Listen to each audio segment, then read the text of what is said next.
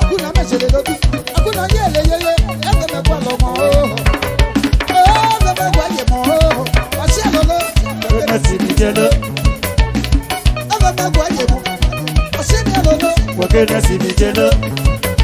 Oh, mo pa ye no. Yo no ye lolo. Bono ye no. Abo ko bono. Yabo ka ji lolo. Ano se ni lolo. Yabo ka ja lolo. Eh, lo ko ko ku. Se so no ke ba de. Abo so ko ke won lo. Lọ́pọ̀ àwọn ẹbí kọ́kọ́ bọ̀ kú ṣé sọ̀nà kẹ́bàdé. Abo so ko ke won lo. Owó ọ̀bọ̀sọ̀ ní Àdébá ní Àdébá àti tàbíkà. Òṣè sọ ní Àdébá Àdébá àgbàbá yòjòjò. Ó bẹ sí ọ̀rẹ́. Òdúkú. Ó bẹ sí ọ̀rẹ́. Òkùnkùsù. Bẹ̀tí ọ̀rẹ́ bẹ̀tí ọ̀rẹ́ bẹ̀tí ọ̀rẹ́. Wọ́n tẹ̀lé sẹ́gbẹ̀ lọ́lọ́. Ọ̀sẹ̀ ní ìgbẹ́. Ẹ̀nà bò kọ́ bọ̀ lọ́lọ́. Musicien fonctionnaire. Ọmọ lọ́lọ́. Àgbẹ̀sì àmọ́ lọ́ bìí. Ó hàn gbà lọ́. Sásì àgbẹ̀lọ́sẹ̀. Wọ́n mú nà ó. Mú nà ó ránṣẹ́ lọ. Yako. Àsì àmọ́ lọ́ bìí. Ó bẹ̀bí mẹ́. Ó bẹ̀bí mẹ́. Àti kọ́ńdà tẹ̀lé o. Lẹ́ni kọ́ nàgbé lọ́lọ́. Etí àbọ̀ lọ ní èkó. Lájẹ̀ bọ̀ náà èkó. Kẹ́sì èèmọ̀ yẹn gbé o. Kẹ́sì ẹ̀yẹ̀ sí ní lọ́nà ní èkó. Àbúrò àbòbò wé. Ọ̀tá dé wọ̀ o. Wọ́n mẹ́tí o. Àjà o wáyé. Kọ́ bàbá lè yé e. Ó àdìẹ́lẹ̀. Ó àdìẹ́lẹ̀. Wine yabie.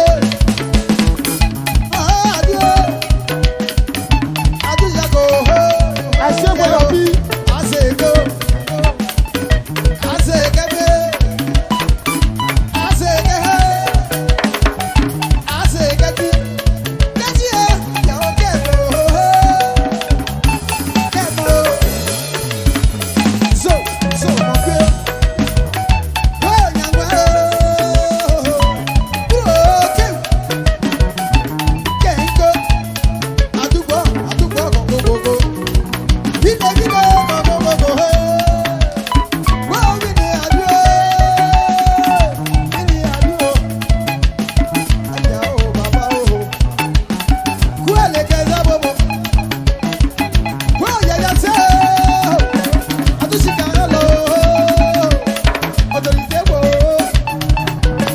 Selemena wo. Wasabi bale nu wo. Anasabi edu wo. Yako. Wese ke ye. Akuke mo. Ali amosa sabo ya ye wo ye. Ye kani asidabie. Ale o bako mo. Baba Achève Yako. Ale salo bako mo. Yabi wọlé bọ̀ o. Oh. Ó asidabie. Abiele gẹ́gẹ́. Abiele gẹ́gẹ́. Ajá o fẹ́ bọ̀ wí o. Etí o ní o, mẹ́bi tí o ní, sọ̀rọ̀ sẹ́gbẹ̀ẹ́ lọ́lọ́. Aṣẹ́fẹ́ yàbí ẹ̀, ṣé lè mẹ́lẹ̀ wò? Ṣáyé o, etí àwọn adélé, láti àwọn adélé. Achève la vie. Ọgbọ̀ o, ọgbọ́n máa ń yẹ so, wọ́n sọ̀sọ̀ bí o, adélé, etí àwọn adélé, ó mẹ́tí o ní. Ọgbọ́n bá sì bẹ́ o, jì bẹ́ẹ̀ bọ̀ hàn mẹ́. Ṣé lè mẹ́lẹ̀ wò mọ́? Ṣé lè mẹ́lẹ̀ wò mẹ́? Ó abiyé, kábìlì bẹ́, Yakassé bẹ́lẹ̀. Ó mẹ́tí o, sọ̀ sẹ́gbẹ̀ẹ́ lọ́lọ́, ó dọ̀bọ̀ nínú. Àwọn mẹ́bí tí ó ní sọ́bí gbogbo Ó lọ́lọ́. gbẹ̀wẹ̀. Àtẹ̀gbẹ́ náà. Ẹ̀bùn kan bọ̀nà.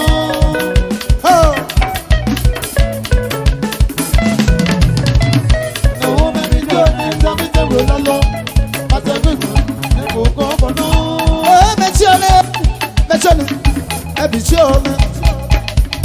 Mo mẹ́tí tí o ní, mo lé lẹ́yìn o, mo lé nọ̀gùn mẹ́. Yako Cheta. Mo lé lẹ́yìn o.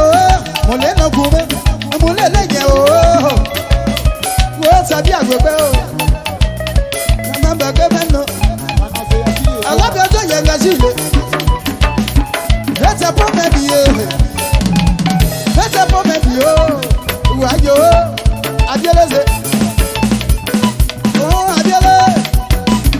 What's a day for home? I say boy you be. Metia ba home. Abu man legeze bobo. What's it? Wo bu ko mokumo. Ase boy you wo. Hello. Who abolo wo home? Hello be. Majuna titi. Oh Yakassé. Wayo Madina. Adeshi o Karolo. Autorité Yakassé. Majuna titi. Papa bele. Adu ogogo. Anemi ogogo. Bi na jowo gogo. Yabi gogo yabi e. Le jour kake banle. Asila wofe. Asila bebe. Papa Asila. Sele mele gobe. Shayo ho ho. Agwe Wo me yeye. Na bule yeye. Ye no lo basema. Ala na go he yeye. Na bule yeye. Ye no lo basema. Tukwale sibitieno. Atati amalo bize. Kadabe balo. Yapa yiva.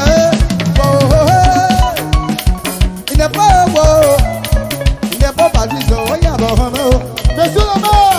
Kakada kaki yele. Monsieur le maire. Abadeni o. Kobi wo teme yele. Eti ole. Se o tegbelele. Mo gbe ba won. Ayo fa no. Non mais Bi Tuonin ça me donne le lolo.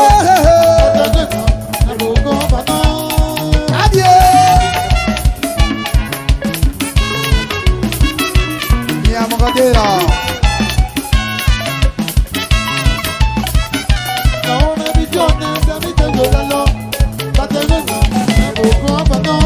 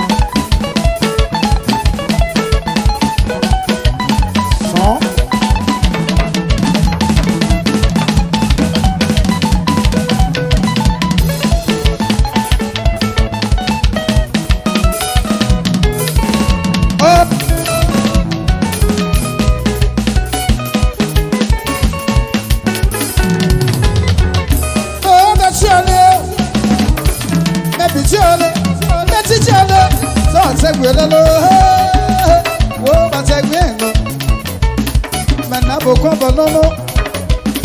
Asesi amana bo ho. Wo sabi agbegbe.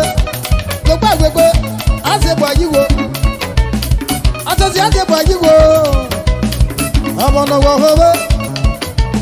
Atabi ni ko de ma o. Ni ko wo ho menje. Israel lo. Allah wo ho me. Yebe. Alekaze. Shaye. Alekaze. Akuna bobobe. Oh baby no. She get you, oh baby no. She know. Yeah, she know. I want your mama bizo. Adie. Yakassé-Attobrou.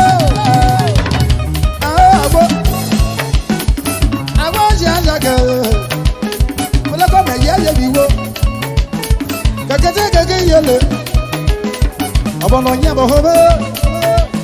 Chikwane ba nyabe. Ataye ha. Wo meti ona. Wo meti ona. Oh meti ona. So segwe lolo. Onwe ba no. Oba no. Oh Bi Tuonin, Bi Tuonin.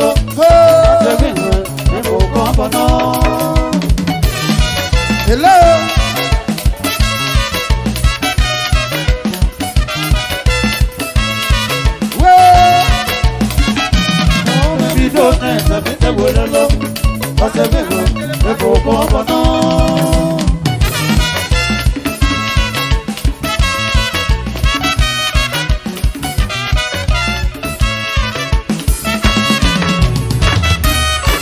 Easy dog.